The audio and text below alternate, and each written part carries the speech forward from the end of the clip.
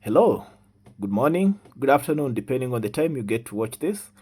Welcome to Philosophy of Religion. Can anyone live without faith? This is another video on philosophical challenging ideas that I think everyone should know. One of the questions that really troubles human beings is, does God exist? This question has generated more debates, more books, more arguments, more reflection throughout human history. Some say, yes, God exists. Others say, God does not exist. And some say, maybe, they just don't know. But today, I want us to explore a deeper philosophical question, not simply on whether God exists, but whether anyone, any human being, with their worldview about reality, they can function without faith. My central claim is simple.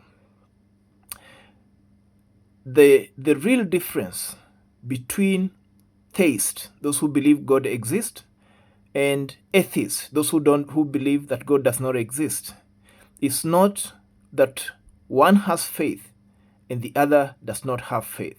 It's not that the theists have faith and the atheists do not have faith. The difference is where that faith is placed, where the atheist placed their faith and where the theist placed their faith. That's what matters about reality. At first glance, the issue about God appears very simple. Either God exists or God does not exist. Reality itself cannot be both. We can't have a situation where God exists and God doesn't exist. It has to be one. It's either or. It's not both and. Once this possibility is clear and we know that only one possibility must be true, what differs now is not reality. What differs is our understanding of that reality. And that's where philosophy enters. Many people describe themselves as agnostic, meaning they do not know. An agnostic does not necessarily affirm God's existence nor even deny it.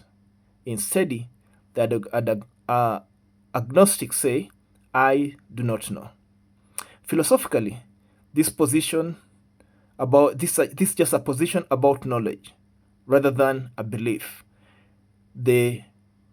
What an agnostic is claiming is they do not know whether God exists or not. So that's about knowledge. It's not about belief. And therefore, agnosticism is useless when we are discussing the issue of God. It's a statement about uncertainty. And therefore, we're going to disregard it in this equation of trying to resolve the question, or does God exist or God doesn't exist.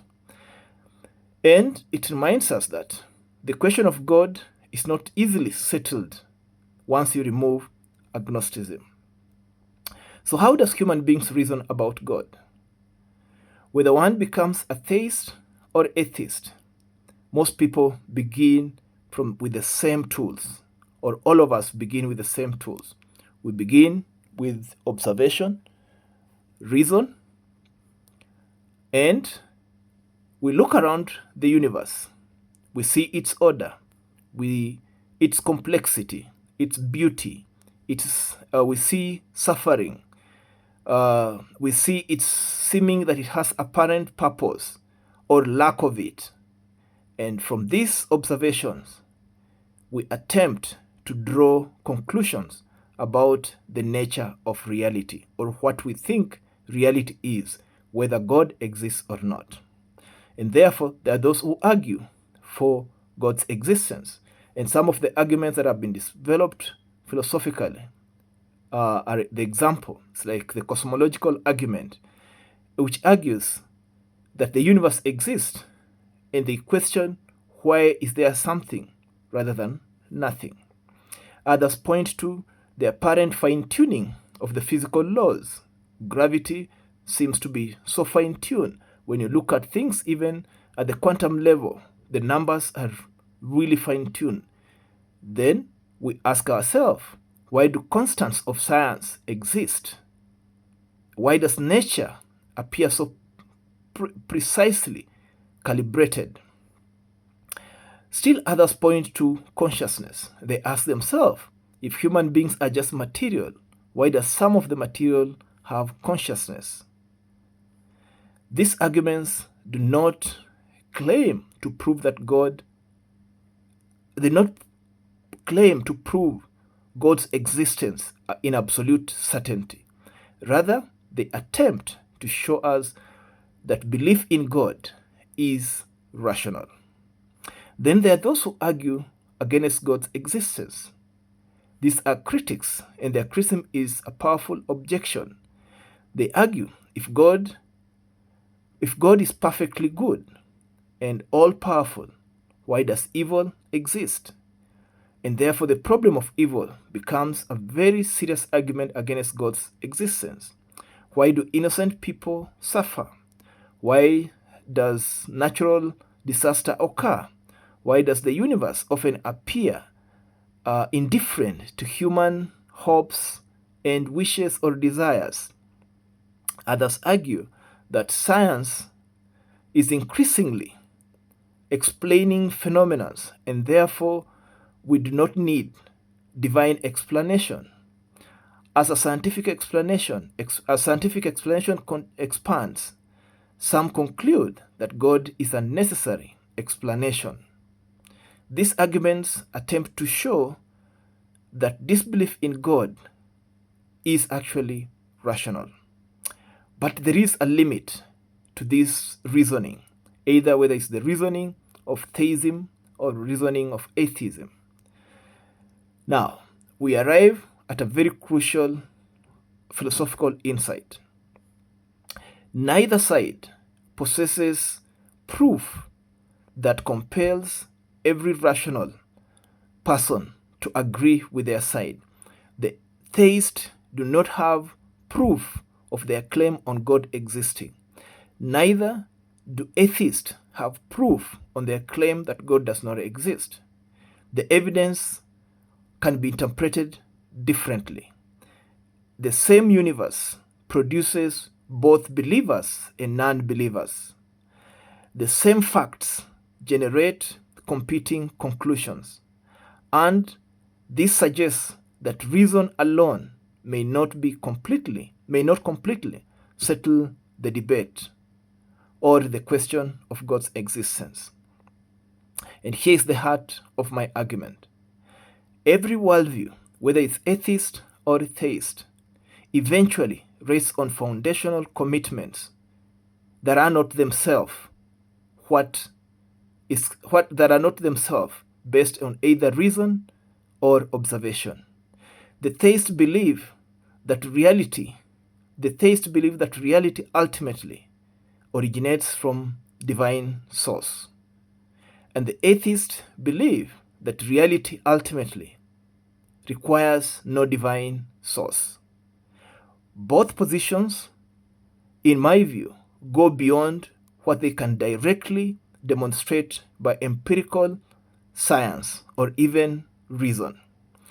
Neither God nor the complete absence of God can be placed inside a laboratory and tested like a chemical reaction. At some point, both positions rely upon trust in a particular interpretation of reality. And this is what I mean by faith. Not blind belief, not belief without reason, but commitment to foundational assumptions that cannot themselves be fully proven. The theists have certain foundational principles that cannot be proven. Atheists too have certain foundational principles that cannot be proven by science. And therefore, we have science and some assumptions that guide atheists that we need to discuss. Scientists assume that the universe is orderly. That's not something you can test in the laboratory. They assume that nature behaves consistently, and the way it behaves today, it will continue to behave like that tomorrow. That's not something that can be tested in the laboratory. They assume that reason that powers human mind is reliable. That's not something we can confirm from the laboratory. They also assume that observation can reveal truth about reality. That's not something we can test in laboratory. These assumptions have proven extraordinarily successful, but science does not first prove these assumptions before using them. They are the starting point that makes scientific inquiry possible, but these assumptions in themselves have not been proven scientifically. In this sense, every system of thought begins somewhere, and every system rests on certain foundations of thought. Atheists have certain assumptions, and theists also have certain assumptions. So this leads us to what I believe is an important philosophical insight. The debate is often presented as if one side has faith and the other side doesn't have faith. But in my view, both atheists and theists depend on faith for their conclusion. The believer is said to live by faith. The atheist is said to live by evidence alone. But this picture, in my view, is too simple. Both sides use evidence, both sides use reason, both sides interpret experience, and both sides eventually arrive at assumptions about ultimate reality that cannot be conclusively proven. And the difference is not faith versus no faith. The difference is faith in different explanation of reality. Religion. If we define religion narrowly as churches, mosques, rituals, prayers, and sacred texts, then atheism is obviously not a religion. But if we define religion more broadly as comprehensive view of ultimate reality, meaning, morality, and human purpose, then the discussion becomes more interesting.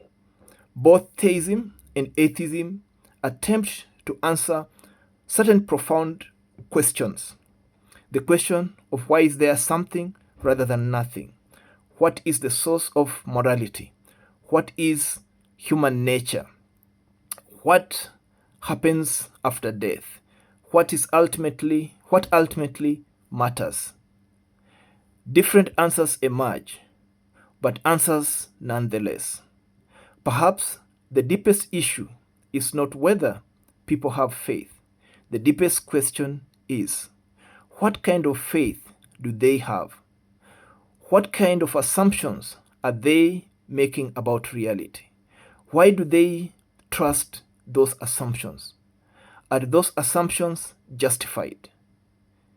Every human being interprets reality through some framework. Every human being begins with certain assumptions. Every human being places trust somewhere. The philosophy of religion reminds us that the debate about God is not merely about theology. It's about knowledge, meaning, reality, morality, and the limits of human reason. It forces us to confront the largest question human beings have ever asked. And perhaps the most difficult truth is that no worldview escapes this foundational commitment. The atheists have them, the theists have them, the agnostic also have them. The question is not whether we have faith. The question is whether our faith is placed somewhere wisely. The question may not simply be, does God exist? The deeper question is, what assumptions about reality am I already trusting? And are they true? Thank you for watching. I hope you have learned something. This was another video on philosophical challenging ideas that I think everyone should know.